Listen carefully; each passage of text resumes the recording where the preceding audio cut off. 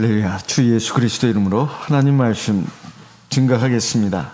출애굽기 30장을 읽겠습니다. 출애굽기 30장 11절부터 16절까지 말씀을 봉독하겠습니다. 출애굽기 30장 11절 여호와께서 모세에게 일러 가라사대 네가 이스라엘 자손의 수요를 따라 조사할 때에 조사받은 각 사람은 그 생명의 속전을 여호와께 드릴지니 이는 그 계수할 때에 그들 중에 온역이 없게 하려 함이라. 13절 무릇 계수 중에 드는 자마다 성소에 세겔대로 반세겔을 낼지니 한 세겔은 20개라라. 그 반세겔을 여호와께 드릴지며 무릇 계수 중에 드는 자 곧 20세 이상 된 자가 여호와께 드리되 15절 16절은 같이 읽겠습니다. 너희의 생명을 속하기 위하여 여호와께 드릴 때에 부자라고 반세겔에서 더 내지 말고 가난한 자라고 덜 내지 말지며 16절 너는 이스라엘 자손에게서 속전을 취하여 회막의 봉사에 쓰라. 이것이 여호와 앞에서 이스라엘 자손의 기념이 되어서 너희의 생명을 속하리라. 여기에 하나님의 말씀을 보면 하나님이 모세를 통해서 이스라엘 백성에게 하나님이 이스라엘 백성과 하나님 선민과 함께 거할 성소를 지으라고 말씀하시고 여러 가지 기구에 대해서도 지시를 하셨습니다. 여기 말씀을 보니 여기에 말씀에는 생명의 속전에 대해서 말씀하고 있습니다. 이스라엘 모든 자손들 그것도 20세 이상으로 계수된 장정들은 모두가 다 생명의 속전을 내야 된다 이렇게 말씀하고 있습니다. 그것은 은 반세겔이라고 말하고 있어요.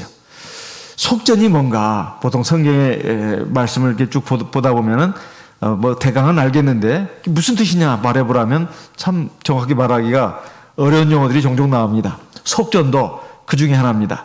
여기 속이라는 말은 속한다는 뜻입니다. 값을 치른다는 뜻이에요. 대체 무슨 값을 치른다는 말일까요?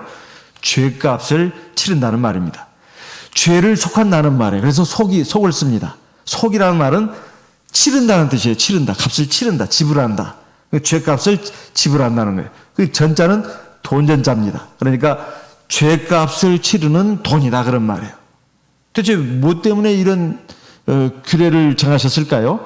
이것은 바로 하나님께서 하나님의 백성을 애굽에서 구해내셨습니다. 영적으로 말한다면 죄의 종으로 있었다 이 말이에요.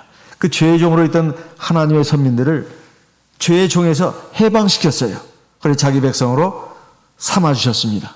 구원해내셨다는 거예요. 옛날에는 종을 부릴 때 그 종을 자유케 하려면 돈을 주인에게 내야 합니다. 본인이 내든지 아니면 다른 사람이 내주든지 그게 바로 속전입니다. 그래서 출애굽기 38장에 25절로 26절에 보면 하나님의 지시를 따라서 이스라엘 백성들이 20세 이상으로 계수된 자가 이제 하나님 앞에 성전을 이제 짓는데 또는 성전의 그 일을 하는 데 있어서 필요한 그 어떤 경비로 쓰려고 은 반세겔씩을 내게 했습니다. 그래서 숫자를 세본 것이 60만 3,550명이라고 출애굽기 38장 25절 26절에 나와 있습니다. 그래가지고 낸 그 은을 가지고 맨 먼저 뭘 만들었나 하면은 바로 성막의 받침이 바로 은으로 되어 있습니다. 은으로. 예. 그래서 성막을 지탱하는데 그 기둥들 밑에 다 은받침을 넣는데 그 은받침에 바로 이스라엘 백성들이 20세 이상으로 계수된 그 장정들이 낸 그 은이 거기에 다 쓰여졌다 이 말이에요. 이것은 생명에 대한 대속의 금전이다 이런 말입니다. 이것은 오늘날 우리가 주 예수의 보혈로 말미암아서 값으로 사신 바 되었습니다. 그래서 고린도전서 6장 19절 20절에 이렇게 말씀하고 있습니다. 고린도전서입니다. 고린도전서 6장 19절 20절 말씀을 읽겠습니다. 고린도전서 6장입니다. 고린도전서 6장 19절은 제가 읽고 20절 같이 읽겠습니다. 고린도전서 6장 19절 너희 몸은 너희가 하나님께로부터 받은 바 너희 가운데 계신 성령의 전인 줄을 알지 못하느냐. 너희는 너희의 것이 아니라 20절 같이 읽습니다. 값으로 산 것이 되었으니 그런즉 너희 몸으로 하나님께 영광을 돌리라. 값으로 산 것이 되었다. 이거 우리가 많이 들은 말씀이에요. 들었지만은 하도 많이 듣다 보면 그런가 합니다. 그리고 이게 무슨 뜻이냐. 그냥 대충 지나가는 그 말씀 중에 하나가 이 말씀이에요. 우리가 값으로 사신 바 되었다. 우리가 물건도 아니고 말이야. 짐승도 아니고 뭐 값으로 사셨나. 참 뭐 하나님 말씀이니까 참고는 듣지만은 별로 그렇게 썩 기분 좋은 말처럼 안 들리는 경우도 있습니다. 그런데 사실은 우리가 값으로 사신 바 되었다. 이런 말이에요. 근데 이 값으로 사셨다는 그 말이 정말로 하나님 우리를 그 죄에서 구원하기 위해서 이 마귀의 종에서 구원해내기 위해서 뭐 돈을 지불했다는 말인가? 그게 아닙니다. 디모데전서 2장 5절 6절 말씀을 읽겠습니다. 디모데전서입니다. 디모데전서 2장 5절 제가 읽고 6절 같이 읽겠습니다. 디모데전서 2장 5절 하나님은 한 분이시요 또 하나님과 사람 사이에 중보도 한 분이시니 곧 사람이신 그리스도 예수라. 6절 같이 읽습니다. 그가 모든 사람을 위하여 자기를 속전으로 주셨으니 기약이 이르면 증거할 것이라.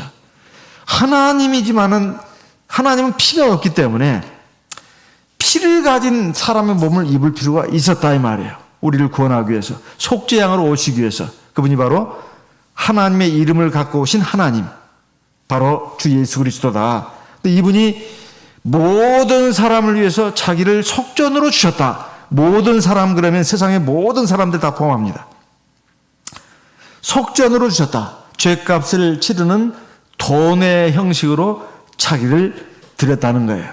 피를 흘려 돌아가셨다는 거죠. 기약이 이르면 증거할 것이라. 기약이 이르면 증거할 것이라. 이 말은 모든 사람마다 하나님 앞에 주 예수의 보혈로 죄사함 받고 하나님의 백성, 자녀가 될 수 있는 그런 것이 다 주어졌는데 이걸 믿음으로 받아들이고 순종하고 그래서 예수 이름으로 세례를 받으면 십자가 예수의 보혈의 공로가 그 사람이 임해가지고 그 사람의 죄를 다 사해 주신다 이 말이에요. 그게 이제 그 사람이 믿음으로 받아들일 그때가 바로 기약이 되는 것이죠. 그러면 그것을 이제 비로소 알게 된다 이런 말씀입니다. 그러니까 우리가 예수의 보배로운 피로 우리가 그 구원을 받았다는 것이고 그렇게 구원받은 하나님의 백성들이 모여서 이루어진 교회가 바로 이루어진 곳이 바로 교회다 이 말이에요. 그래서 교회는 바로 예수의 보배로운 피가 기초가 돼가지고 세워진 것이 바로 교회고 구약 시대는 바로 그것이 바로 성막이었다 하는 그런 말씀입니다. 레위기 17장 11절 말씀도 읽어보겠습니다. 레위기 17장 11절입니다. 레위기 17장 11절 육체의 생명은 피에 있음이라 내가 이 피를 너에게 주어 단에 뿌려 너희의 생명을 속하게 하였나니 생명이 피에 있으므로 피가 죄를 속하느니라. 너희의 생명을 위해서 이 피를 너희에게 주었다. 이것은 지금 속죄 제물의 피를 가지고 하나님이 자기 백성의 생명을 구속해 내셨다는 거예요. 구속해 내셨다는 것입니다. 그것이 바로 이제 장차 오실 예수 그리스도의 그 십자가 보혈의 공로를 예표하는 그런 것이면서 구약 시대는 그것이 한시적으로 하나님의 그 속죄 역사가 일어나는 것으로 작용을 하게 했습니다.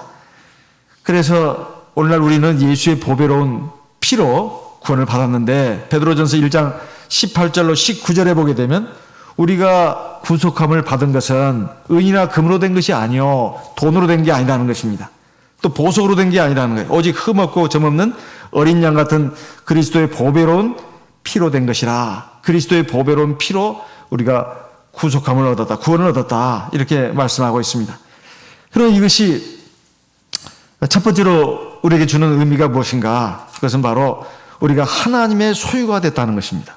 하나님의 소유가 됐다는 거예요. 제 값을 치르고 사내셨다는 거예요. 그러면 이제는 우리가 옛날에는 마귀에게 속한 그런 사람들이었는데 이제는 우리가 하나님께 속한 사람이 되었다. 하나님의 소유가 되었다. 이런 말씀입니다. 이사야 40장 26절 말씀을 읽겠습니다. 이사야 40장 26절. 이사야 40장 26절입니다.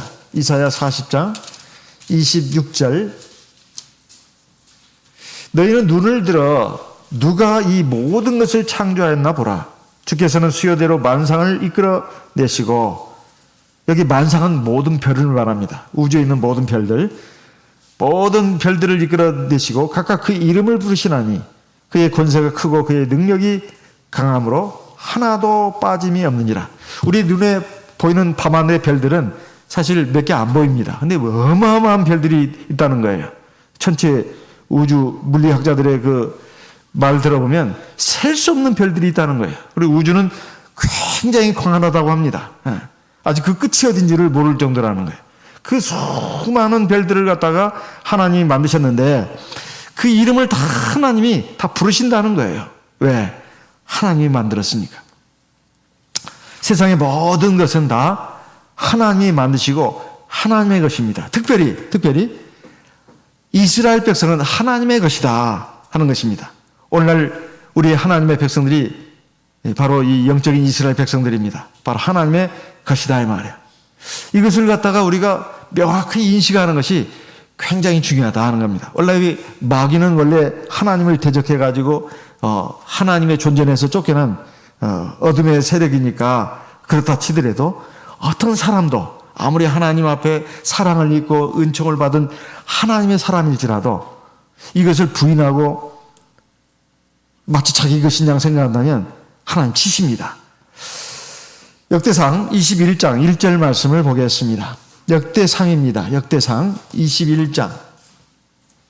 역대상 21장 1절. 역대상 21장 1절 말씀. 사단이 일어나 이스라엘을 대적하고 다윗을 격동하여 이스라엘을 계수하게 하니라. 우리가 좀 이 말씀은 많이 들었습니다. 마귀가 일어나서 이스라엘을 격동했다. 아마 여기는 지금 다윗의 범죄에 대해서 기록합니다. 우리가 좀 성경을 볼 때 좀 유심히 볼 필요가 있어요. 다윗이 이렇게 범죄해가지고 이스라엘 백성들, 죄 없는 이스라엘 백성 쳤느냐? 그렇게 생각하시면 안 되고, 여기 보니까 사단이 일어나 이스라엘을 대적하고 다윗을 격동하여. 이스라엘 백성들도 이 마귀가 막 그 역사를 한 거예요. 그래 뿐만 아니라 다윗 왕도 역사를 했습니다. 그래가지고 어떻게 했냐면 여기서는 다윗 왕의 하나님 앞에 범죄한 일만 기록해 놓고 있습니다. 그 범죄가 뭐냐 하면은 이스라엘을 계수하게 아니라, 계수라는 것은 숫자를 센다는 말입니다. 백성들이 수가 얼마나 되나 이게 세본다는 거예요. 근데 여기서 이스라엘 계수했다는 말은 남자로서 20세 이상 된 사람들을 가리키는 것입니다. 왜냐하면 옛날에는 국력을 측정하는 기준으로서 국민이 얼마나 되는가, 군대에 나갈 만한, 군대로 차출할 만한 그런 장병들이 얼마나 되는가, 이것을 나라의 힘으로도 삼는 기준으로 삼기도 했습니다. 그래서 다윗이 나라가 태평해지고 강성해지니까 이 나라가 강성한 나라가 됐는데 이거 다 내 백성 아니냐. 그리고 이거 내가 왕위에 올랐기 때문에 이렇게 나라가 강대해진 거 아니야. 응?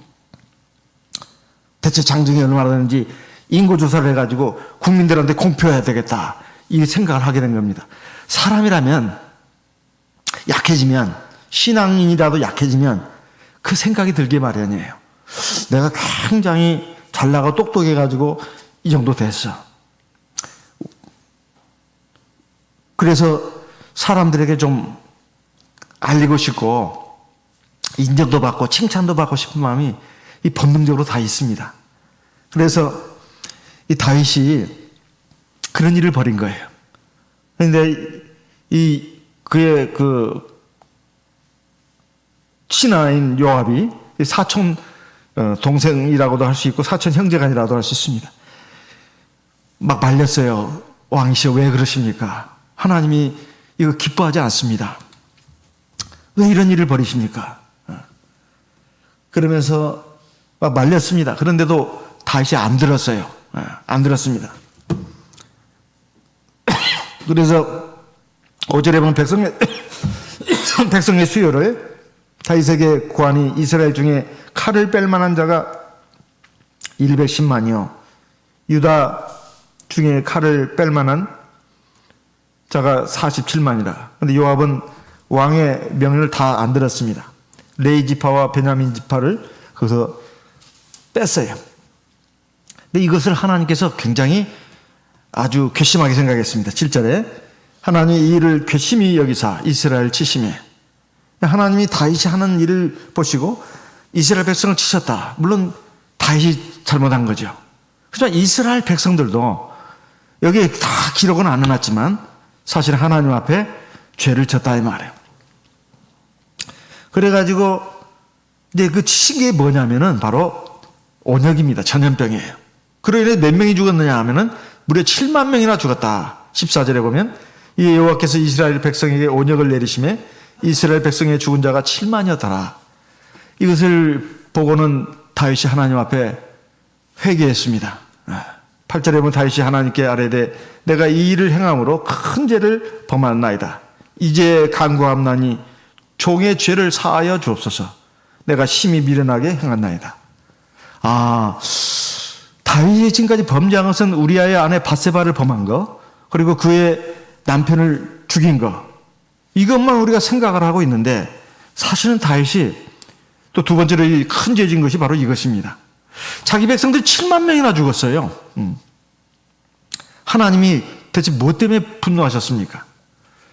왜 하나님의 백성을 자기 것이냐 생각하고 자랑하고 그러냐 이 말이에요. 오늘 우리도 그럴 수가 있습니다.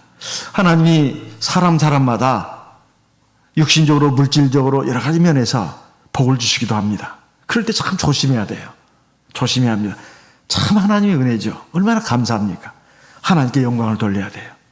근데 그거 가지고 이게 마치 내가 잘나서 된 것이냐 자랑한다거나, 아니면 하나님의 영광을 빼앗는다거나, 더 나아가서 다른 사람을 무시하고 막 멸시하고, 이건 더 큰 죄죠. 하나님이 절대 그 용납하지 않습니다. 하나님 반드시 치신다 이 말이에요. 물론 그 반대도 해당됩니다. 그걸 못 가진 사람이 가진 사람을 막 미워하고 시기 질투하고, 이것도 꼴불견이에요. 이것도 꼴불견. 다 꼴불견입니다. 사실은. 가진 자는 겸손해야 되고 안 가진 자는 열등감 가지면 안 돼요. 시기 질투해서도 안 되고. 다 하나님의 은혜입니다. 하나님의 사랑 섭리 가운데서 하나님이 다 필요대로 나눠주시는 거예요. 그래서 하나님의 살아계심, 하나님의 주권을 인정하고 하나님께 감사와 찬송을 영광을 돌리는 거예요. 그러면 이 사람 진짜 똑똑한 사람이에요. 그 은혜가 계속 이어집니다. 그리고 더 주셔요. 있는 자에게는 더 주시는 것입니다. 없는 자는 있는 것도 빼앗긴다는 말은 다른 것이 아니에요. 그 사람의 태도에 달린 것입니다. 그래서 다윗이 그랬습니다. 다윗이 그랬어요. 다윗이 이런 이 군대는 다 하나님 주신 것이고, 이 백성들, 이 재산, 모든 거 다 하나님 주신 것인데, 자기가 잘나서 다윗도 순간이 아니죠. 이게 은근히 이 인간적인 생각이 들어가지고 교만하게 됐다. 이런 말입니다. 착각하게 됐다. 이 말이에요. 자신이 왕이니까 백성도 군대도 다 자기 것이냐? 아닙니다. 다 하나님의 것이에요. 하나님이 잠깐 맡기신 것입니다. 다윗이 교만해진 거죠. 이러지 않도록 참 조심해야 합니다. 사실 성경은 인생 교과서예요. 아무리 어떤 착각에 빠진 사람들은 씨가 안 먹힙니다. 그런데 어느 순간 자기가 이제 시궁창에 빠지고 어떤 고통을 당했을 때, 그때서 하나님 말씀이 그게 맞는 말씀이었네, 이렇게 뒤늦게 시인하는 사람들이 한두 명이 아니에요. 예수님이 우리 죄를 위해 십자가에서 대신 죽으시고 그의 보혈로 나를 자유케 하셨습니다. 참 자유를 주셨어요. 그렇다면 내가 누구 것이냐 이 말이에요. 내가 주의 것이다 이 말이에요. 우리가 주님 그러면 저는 종입니다 이런 뜻이거든요. 주님의 소유가 됐다 이 말이에요. 그러면 굉장히 이걸 기분 나빠하는 사람도 있습니다. 아니 내가 무슨 누구 종이냐? 그 종이라는 말에 알레르기 반응을 일으키는 사람들이 있어요. 그런데 종도 종 나름입니다. 누구의 종이 되느냐 이 말이에요. 하나님의 종. 그리고 하나님의 소유가 되는 것. 이것은 행복한 일입니다. 왜 그럴까요? 이사야 43장 1절 말씀을 보겠습니다. 이사야 43장 1절입니다. 이사야 43장 1절 같이 읽어보겠습니다. 이사야 43장 1절입니다. 같이 읽어보겠습니다. 야곱아 너를 창조하신 여호와께서 이제 말씀하시느니라. 이스라엘아 너를 조성하신 자가 이제 말씀하시느니라. 너는 두려워 말라. 내가 너를 구속하였고 내가 너를 지명하여 불렀나니 너는 내 것이라. 여기 말씀이 나오잖아요. 너는 내가 구속했다. 내가 너를 지명하여 불렀나니 너는 내 것이다. 요 말만 앞뒤말 싹 빼버려. 요 말만 딱 생각하면 기분 나쁜데 이렇게 생각할 수 있어요. 너는 내 것이다. 아니 내가 뭐 누구 것이야. 이것은 이렇게 말씀하시는 분은 하나님입니다. 그런데 앞에 두려워하지 마라 이렇게 되어 있어요. 왜요? 2절에 같이 읽어보겠습니다. 2절 같이 읽겠습니다. 네가 물 가운데로 지날 때 내가 함께할 것이라. 강을 건널 때 물이 너를 침몰치 못할 것이며 네가 불 가운데로 행할 때 타지도 아니할 것이요 불꽃이 너를 사르지도 못하리니. 예. 우리가 하나님의 소유가 된다고 하는 것은 이건 진짜 행복한 일이에요. 왜? 아예 내가 하나님의 소유가 됐다는 하나님의 자녀가 됐다는 거예요. 아이고 하나님의 자녀가 됐다는 건 하나님 우리 아버지라는 뜻인데 아버지가 자기 자녀 위험한 데 빠지면 안 건집니까? 뛰어듭니다. 자식을 건져놓고 자기가 죽을지언정 어느 부모도 자식 죽는 거를 부모가 못 봅니다. 자식을 어떻게든지 살려내고 자기는 죽는다 이 말이에요. 이게 부모입니다. 그런데 여기 하나님은 그 이상이에요. 네가 불 가운데로 지날 때도 내가 너와 함께하고 너를 지켜준다. 이게 얼마나 감사한 일이에요. 사실 우리가 하나님의 소유가 된다고 하는 것은 우리에게 복이지 저주가 아닙니다. 이건 행복한 일이에요.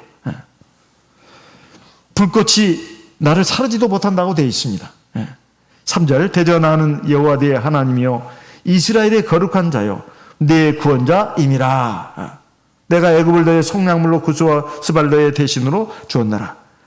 내가 너를 살리고 세상에 하나님을 인정하지도 않고 하나님 대적하고 하나님 욕하고 이런 사람들 그냥 어떤 고통이나 어떤 어려운 일이 있을 때 차라리 그들을 내가 그냥 속량물로 던져준다는 거예요. 하지만 너는 내가 눈동자처럼 지켜준다는 것입니다. 얼마나 감사합니까? 4절 내가 너를 보배롭고 존귀하게 여기고 너를 사랑하였은즉 내가 사람들을 주여 너를 바꾸며 백성들로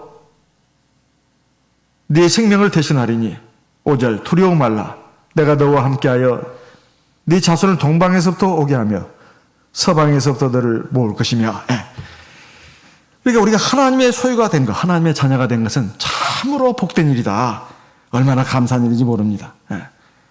그래서 우리가 세상을 살아가면서 내가 하나님의 소유다. 내가 하나님의 것이다. 이거에 대한 확실한 첫째 알미 있어야 합니다. 알미. 두 번째 믿음이 있어야 돼요. 내가 하나님의 것인지 어쩐지도 모르고 그냥 나는 나고 하나님은 하나님이야. 필요할 때 좀 나 좀 도와주십시오.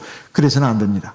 내가 하나님의 것이다. 하나님의 소유고 하나님은 내 아버지시다. 이 믿음이 있다면 두려워할 일이 없어요.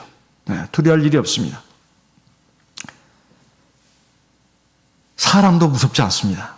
어떤 환경도 무섭지 않아요. 누가 나를 어떻게 하겠습니까? 내가 하나님의 소유인데, 내가 하나님의 소유고 내가 하나님을 철석까지 믿고 있는데 누가 나를 해치려고 합니다. 하나님이 그 사람 가만 안 놔둡니다. 정말이에요, 이것은. 사람을 두려워할 이유가 없어요. 문제는 내가 하나님의 것이 됐느냐 하는 것입니다. 하나님의 소유로서 내가 정말 하나님의 소유라는 것을, 내가 하나님의 자녀라는 것을 알고 정말 하나님을 인정하고 나가냐는 거예요. 이게 굉장히 중요합니다. 네. 그래서 이 속전을, 생명의 속전을 바치라고 하는 것은 그것을 인정하라는 거예요. 바로 하나님이 나의 주권자라는 걸 인정하는 것입니다. 나의 구원자라는 것은. 두 번째는 부자라고 더 내지 말고 가난한 사람이라고 덜 내지 마라. 그래서 은 반세겔이 얼마나 가치가 있나 제가 자료를 쫙 찾아봤습니다. 답을 못 얻었어요. 왜냐하면 사람마다 다 얘기가 달라요. 그래서 몇 가지 견해를 쭉 뽑아봐 봤는데요. 은 반세겔은 은 8g이라고 하는 사람이 있습니다. 8g. 이것은 오늘날로 돈으로 치면은 미 달러로 약 5달러 정도 된답니다. 지금 1달러가 한 1200원 정도, 1200원 좀 못 되죠. 1200원 잡고. 그러면은 5달러면은 6만 원이네요. 약 6만 원 정도. 그죠? 그 다음에 이게 첫 번째 견해입니다. 은 반세겔은 대체 오늘날 단위로 하면 어느 정도냐. 은 6g이라고 말하는 사람도 있습니다. 이 사람의 말에 의하면 약 30만 원 정도 된다고 그래요. 30만 원 정도. 아까 6만 원하고 30만 원 그 갭이 큽니다. 근데 큰 돈은 아닙니다. 그것도 1년에 6만 원, 1년에 30만 원이면 그렇게 큰 돈은 아니에요. 그 다음 세 번째 견해는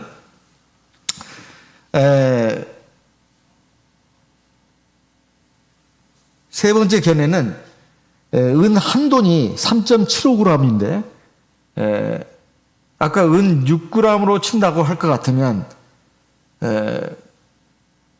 은 두 돈이 되겠습니다. 은 두 돈. 은 한 돈이 3.75g인데 은 6g이라고 하는 사람도 있고 은 8g이라고 하는 사람도 있습니다. 8g. 그걸로 치면은 은 한 돈이 살 때 4,110원이랍니다. 이게 며칠 날짜 기준으로입니다. 팔 때는 3,400원. 그래서 은 반세겔은 약 8,000원 정도 됩니다. 요 기준에 의하면 그렇다고 말해요. 참 제가 정말 헷갈리기 시작했습니다. 네 번째 견해는 은 반세겔은 30센트, 미국 화폐로 30센트인데 100센트가 1달러고 1달러는 1185원, 1센트는 약 12원. 그래서 30센트면 360원 이렇게 됩니다. 이게 어떻게 계산이 나오는지 모르겠어요. 마지막 다섯 번째 견해를 이제 찾고는 더 안 찾았습니다. 너무 이게 사람마다 다 틀려가지고. 근데 이게 조금 더 그냥 제 귀에는 솔깃하게 들려가지고 요 마지막 견해를 한번 소개해 보겠습니다. 은 한 세겔은 노동자 4일의 품삯이라는 거예요. 은 한 세겔이. 은 반세겔은 이틀치 품삯이라고 합니다. 노동자 하루의 품삯이 그냥 10만 원으로 잡고, 최저임금으로 10만 원으로 잡고 이틀치면 20만 원입니다. 이것이 은 반세겔이라는 거예요. 그러면 이걸로 그냥 잡고 그냥 얘기를 한다면 1년에 20만 원씩 내라는 거예요. 20만 원씩. 성소에다가 하나님의 성소에 그다 쓸 그런 봉사하기 위해서 1년에 20만 원을 내라는 것입니다. 그러면 한 달에 10,000원, 10,000원 정도 되는 거 아니겠어요? 그죠? 10,000원 정도 되면 이제 1년 12달이니까 한 20만 원 정도 안 되겠습니까? 이게 사실은 그렇게 큰 부담되는 돈이 아닙니다. 근데 이것은 누구나 다 낼 수 있는 돈이에요. 당시 이스라엘 백성들 하나님이 부담을 최소화시킨 것입니다. 물론 어떤 학자의 견해에는 6만 원도 있어요. 5만 원도 있고 그 견해를 빼고 또 뭐 60만 원도 있고 뭐 그런데 이거 빼고 그냥 여기 중간출에서 한 20만 원 잡고 이렇게 계산하더라도 사실은 누구나 다 낼 수 있게끔 최소 한도의 액수를 하나님이 이렇게 다 내라고 한 것입니다. 왜 그러냐? 첫째,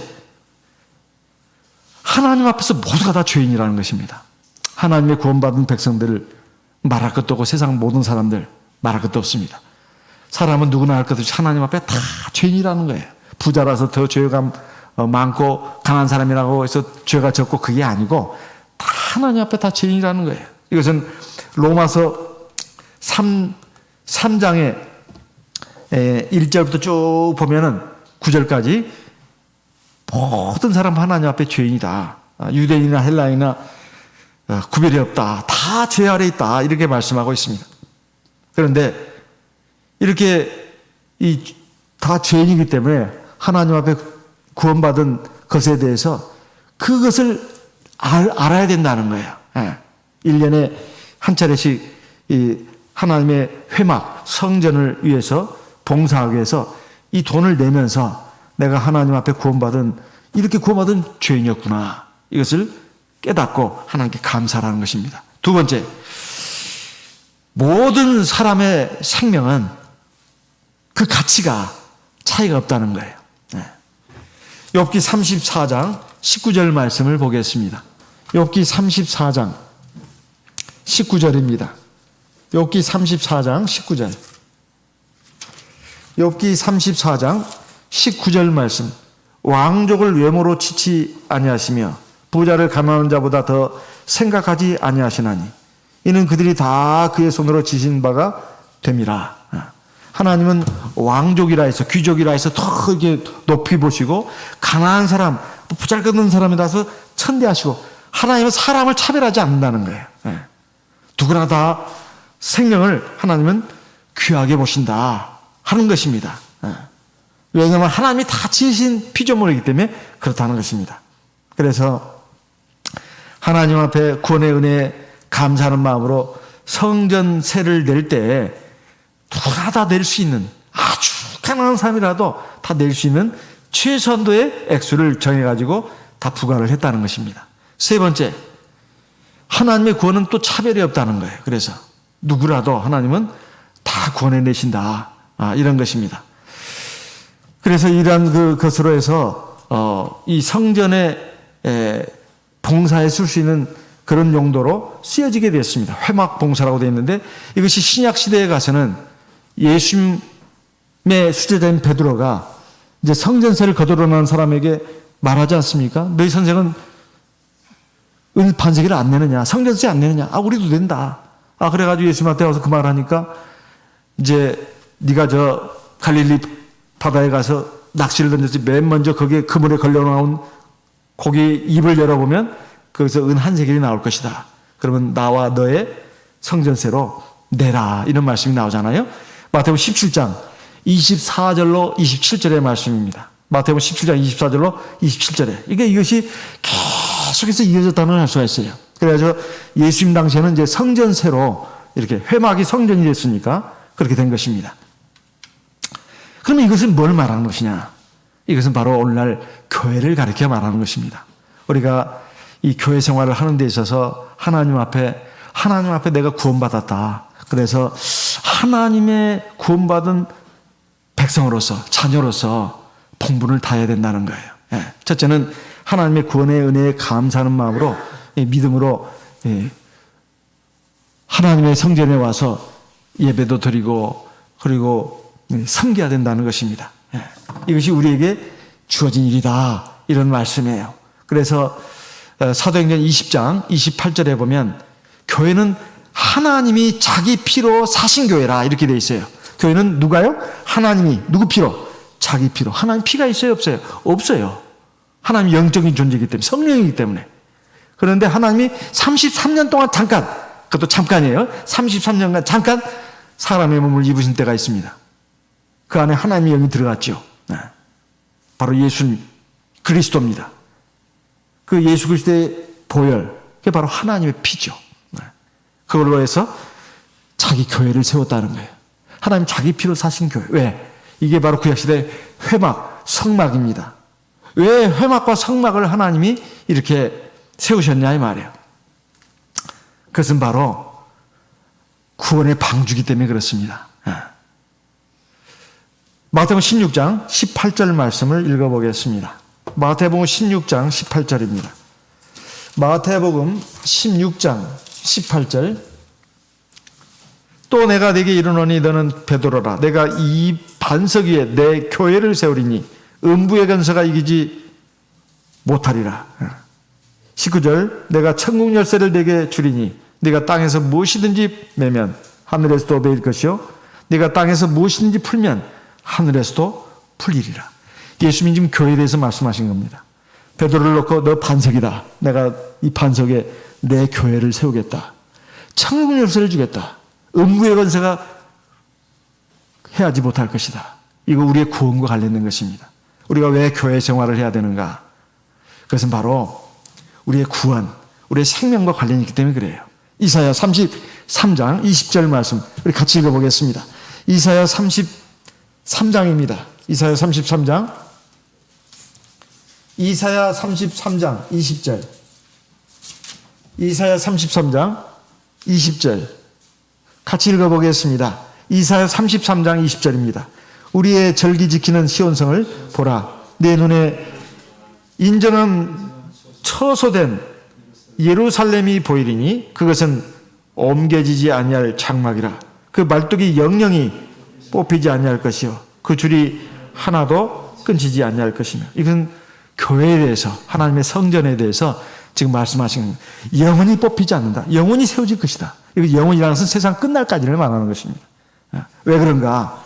바로 하나님의 구원받은 성도들을 위해서, 하나님의 자녀들을 위해서 교회가 이렇게 있어야 된다는 거예요. 근데 그 교회가 어떻게 운영이 돼야 되느냐? 바로 하나님의 구원받은 성도들이, 하나님 백성들이 자기 생명의 속전으로 하나님의 성막을 위해서, 회막을 위해서 드리면 그것으로 운영이 되는 거예요. 그래서 어떤 성도든 간에 많든 적든 간에 내가 하나님 앞에 감사하는 마음으로 첫째는 내 자신을 드리고 내 시간과 내 물질도 하나님 앞에 드리는 것이다. 그 생명의 속전 가운데는 11금이 있습니다. 11금. 그리고 감사한금이 있어요. 이것은 사실은 모세 율법을 통해서도 규정된 거예요. 그러면 이것은 하나님이 돈이 없어서가 아닙니다. 이 세상 모든 만물이 다 하나님의 것인데 뭐가 부족해가지고 우리한테 그 째째하게 그 11금을 내라고 하겠습니까? 감사금을 내라고 하겠어요. 사실은 우리를 위해서입니다. 우리를 위해서. 왜요? 네 보물을 땅에 쌓아두지 말고 하늘에 쌓아두라. 그럼 어떻게 한다고요? 네 보물이 있는 곳에는 뭐가 있다고요? 네 마음이 있다. 마태복음 6장입니다. 마태복음 6장 19절 21절의 말씀이에요. 네 보물을 하늘에 쌓아두라. 그러면 네게 상이 있을 것이다. 그러면서 네 보물이 있는 곳에는 네 마음도 있다. 우리의 마음을 하나님의 나라, 영원한 생명의 나라에 두기 위해서 그렇게 하시는 거예요. 그래서 오늘 말씀을 보게 되면 여기 마지막 말씀에 출애굽기 30장에 보면 이런 말씀이 있습니다. 출애굽기 30장 16절 너는 이스라엘 자손에게 속전을 취하여 회막에 봉사했으라. 이것이 여호와 앞에서 이스라엘 자손의 기념이 되어서 너희의 생명을 속하리라. 여기 보면은 회막에 봉사에 쓴다 용도가 나와 있습니다. 그러니까 하나님의 교회를 운영하는 데 있어서 그 재물이, 그 비용이 필요할 거 아니겠습니까? 하나님이 알아서 주시는 게 아닙니다. 우리 하나님의 성도들이 하나님께 받은 은혜에서 감사하는 마음으로 우리가 11금도 드리고 감상도 드리는 거예요. 이것은 하나님이 돈이 없어서가 아니라 이 세상 만물이 다 하나님의 것인데 바로 우리의 마음을 원하기 때문에 그렇습니다. 그리고 하나님이 그대로 내버려 두시는 게 아니에요.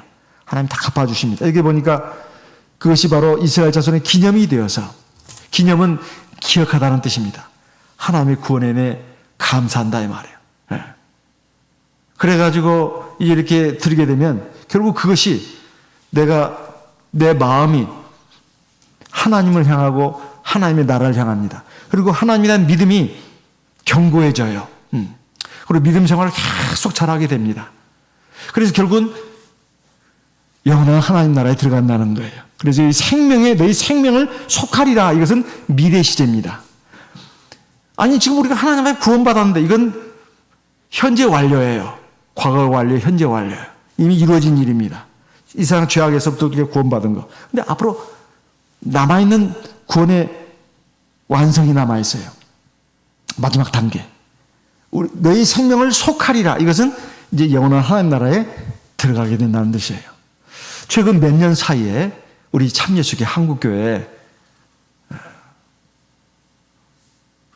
참 은혜로운 일들이 있었습니다. 최근 몇 년 사이에 어떤 직장을 다니는 우리 성도님 한 분이 직장 출근하다 그랬는지 어쨌는지 크게 교통사고를 당했습니다. 그래가지고 몸이 크게 많이 다쳤어요. 그래가지고 큰 수술을 받았습니다. 큰 수술을 받았어요. 근데 그것이 본인의 운전 미숙으로 된 게 아니고 그 교통사고를 일으킨 그 다른 사람의 그 잘못으로 인해서 그렇게 됐기 때문에 사실 우리 성도님은 무슨 책임이 있었던 건 아닙니다. 근데 어쨌든 병원에서 대수술도 받고 그래가지고 보상금을 받게 됐는데 1억 5천만 원을 받았답니다. 근데 이 성도님이 하나님이 나를 살려주셨다. 이것도 생각이 두 갈래로 갈릴 수 있습니다. 내가 하나님 잘 믿고 안식일도 잘 지키고 하나님 앞에 11금도 잘하고 그런데 내가 왜 이렇게 불행한 일을 겪어야 되나. 이렇게 크게 다치고 잘못하면 죽을 수도 있었습니다. 그런데 죽지는 않았고 크게 다쳤습니다. 근데 수술을 이제 그 큰 수술을 했어요. 근데 이제 보상금이 1억 5천이 나왔는데 이건 하나님이 나를 살려주신 것이다. 그래가지고 그것을 하나님께 모두가 다 바쳤다고 합니다. 참 하나님의 참 은혜에 감사하는 마음으로 그렇게 드렸다는 거예요. 또 최근 몇 년 사이에 또 일어난 일 중에 하나로서 어떤 성도님이 자기는 그렇게 생각을 별로 못하고 그리고 약관도 더 잘 모르고 한 달에 10,000원씩 넣는 그런 어떤 그 보험에 들었대요. 그래서 약관을 읽어도 잘 모르는 상태에 그냥 들었답니다. 근데 이 성도님이 하나님 데려가셨어요. 남은 가족이 있잖아요. 배우자와 그 어린 자녀들이 있습니다. 자기 배우자가 이렇게 들은 줄 몰랐던 모양이에요. 근데 거기서 보험회사 측에서 그렇게 많이 넣지는 않았다. 한 달에 10,000원씩 넣는 건데 그렇게 몇 번 넣지도 않았대요. 그런데 그 보험회사 측에서 4천만 원이 나왔답니다. 남은 배우자가 이제 어린 자녀들과 함께 그동안 막 슬픔에 젖어 있었고 그렇지만 많은 성도님들이 위로도 해주고 격려도 해줬습니다. 그래서 많이 위로가 됐어요. 근데 그것이 보험회사 측에서 연락이 와가지고 보니까 이건 자기도 생각도 못하는 거예요. 근데 4천만 원이 나온 거예요. 참 큰 돈입니다. 그런데 남은 배우자 된 우리 성도님이 생각을 해봤어요. 이건 하나님이 이것은 주신 것이다. 그리고 내 배우자를 하나님이 하나님 나라로 데려가시면서 우리에게 이렇게 또 많은 은혜를 주셨는데 이건 내 배우자를 하나님이 이제 자기 나라로 데려가신 것이면서 이걸 우리에게 남겨주셨는데 이걸 어떻게 우리가 쓸 수 있을 것이냐. 그래서 기도하면서 생각을 하다가 이건 하나님께 드려야 되겠다. 그래서 4천만 원을 그대로 하나님께 이렇게 드렸답니다. 제가 그 간증을 듣고 참 제가 놀랐습니다. 참 놀랐어요.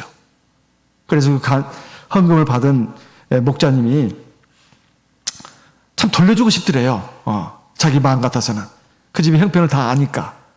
그런데 이거 하나님께 드린 걸 갖다가 또 자기가 못났다고 또 돌려주냐 말이에요. 거기다가.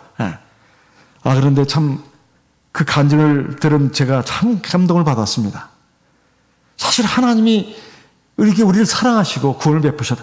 이 반대로 얼마든지 생각할 수 있는 거예요. 하나님이 살아계신다면 어떻게 이럴 수가 있나. 그렇게 생각할 수 있는 거 아니겠습니까? 그렇지만은 하나님이 우리를 구원하시고 우리에게 영원한 하나님 나라를 주시고 어차피 이 세상은 결국은 다 끝이 나게 되어 있습니다. 그래서 내가 하나님 앞에 헌금을 얼마나 많이 하느냐 그것보다도 내가 하나님 앞에서 구원받은 것이 얼마나 큰가. 그리고 지금 내가 누리고 있는 것들은 다 하나님이 주신 것이다. 이런 믿음을 갖고 있다면 불평할 것도 없고 원망할 것도 없습니다. 그리고 불안에 떨 것도 없어요. 어차피 돈이 많든 돈이 적든 결국 100년도 못 되는 인생 살다가 죽게 되어 있습니다. 그러면 그게 끝이 아니다 이 말이야. 영원한 나라가 우리에게 주어집니다. 우리는 그 소망을 가지고 살아가는 하나님 백성들 아니겠습니까? 그래서 우리가 이 믿음 생활, 교회 생활 하면서도 다른 쪽에다 관심 갖지 마시고 내가 하나님 앞에 구원받았다. 이것이 얼마나 큰가. 내가 구원의 은혜에 감사하는 마음으로 이 나그네 같은 삶을 내가 믿음으로 살아야 되겠다. 항상 하나님 경외하고 사랑하고 의지하면서 하나님과 함께 동행하는 이 삶을 살아야 되겠다. 내가 세상의 물질이라든가 명예라든가 지위라든가 세상의 그 쾌락에 대해서 집착하고 욕심 부리는 거, 이거 이제부터는 그만둬야 되겠다. 하나님이 나에게 주시는 대로 감사하며 누리고 또 최선을 다하고, 그리고 나에게 어떤 자리를 주시더라도 내가 하나님을 감사하면서 직분을 잘 수행하고, 그리고 하나님이 나에게 주신 삶의 기쁨들이 세상 사람들 그 육체의 향락을 따라서 이리저리 쏘다니면서 막 그냥 방탕하게 하는 거, 무분별하게 막 하는 거, 그렇게 하지 않고 하나님이 나에게 주신 그 은혜 가운데서 내가 얼마든지 기쁨과 즐거움을 누릴 수 있다. 이런 마음으로 늘 감사하면서 하나님 앞에서 내가 어떻게 하면 하나님 사랑하고 사람을 사랑하는 길로 갈 것인가. 그리고 정말로 의미가 있는, 가치가 있는데 내게 주신 삶을 살아서 이것이 바로 영원한 내 생명을 얻게 되는 그런 길로 가게 될 것인가. 여기다가 관심을 둬야 된다. 이런 말입니다. 하나님 백성들에게 최소한도의 금액을 내게 한다는 그런 뜻이 있습니다. 말라기 3장에 있는 말씀을 보겠습니다. 말라기 3장, 구약성경 맨 마지막 책 말라기 3장 8절, 사람이 어찌 하나님의 것을 도적질하겠느냐. 그러나 너희는 나의 것을 도적질하고도 말하기를 우리가 어떻게 주의 것을 도적질하였나이까 하도다. 이는 곧 11조와 헌물이라. 이게 생명의 속전입니다. 9절, 너희 곧 온 나라가 나의 것을 도적질하였으므로 너희가 저주를 받았느니라. 10절, 만군의 여호와가 일어나라. 너희의 온전한 11조를 창고에 들여 나의 집에 양식이 있게 하고 그것으로 나를 시험하여 내가 하늘문을 열고 너희에게 복을 쌓을 것이 없도록 붙지 않으나 보라. 11절, 만군의 여호와가 일어나라. 내가 너희를 위하여 황충을 금하여 너희 토지 소산을 멸하지 않게 하며 너희 밭에 포도나무의 과실로 기한전에 떨어지지 않게 하리니 너희 땅이 아름다워짐으로 열방이 너희를 복되다 하리라. 만군의 여호와의 말이니라. 11조와 헌물, 이건 감사한금을 말하는 것입니다. 사실 우리가 하나님에 대한 믿음이 있다면 일어나는 현상이 하나가 있어요. 첫째, 세상에 대해서 욕심 부리지 않게 됩니다. 그러다 해서 세상 일은 대충 한다 그 말이 아니에요. 최선을 다해서 합니다. 공부도 최선을 다해서 하고 돈도 열심히 벌고 직장생활도 열심히 합니다. 그렇지만 욕심은 갖지 않아요. 그럼 하나님이 이렇게 주십니다. 주셔요. 내가 돈을 많이 벌면 뭐합니까? 밑으로 빠져나가는 것이 많으면 소용이 없는 거예요. 버는 건 많지 않아도 하나님이 잘 이렇게 이끌어 주시면 차곡차곡 쌓입니다. 굉장히 여유가 있어져요. 하나님이 재산 밀려주는 것은 방법이 많습니다. 그런 데다가는 신경 쓰지 마세요. 하나님이 나와 함께 하시고 내가 하나님을 경외하고 의지하고 사랑하면서 하나님의 말씀을 잘 순종해서 가는 거, 여기다 초점을 맞춰야 합니다. 그러면 하나님이 내 삶을 책임져 주셔요. 그리고 우리 자녀들도 하나님이 책임져 주십니다. 걱정하실 게 없어요. 우리가 그와 같은 길로 갈 수 있으려면 하나님이 왜 생명의 속전을 이렇게 하나님께 드리라고 말하고 있는가. 그까지 20만 원, 하나님 그거 진짜 아무것도 아닙니다. 그것은 바로 나를 위해서다요. 우리의 마음이 하나님께, 하나님의 성전에, 영원한 하나님 나라의 그 새 예루살렘 성에 있도록 하기 위해서 하나님이 이 놀라운 지혜를 발휘하신 거예요. 우리는 그 하나님의 지혜에 탐복하면서 하나님 말씀에 순종하여서 나가는 저 우리 모든 성도님 되시기를 바랍니다. 다 같이 기도하겠습니다. 나와 내 가정을 위해서 기도하고 우리 교회 지금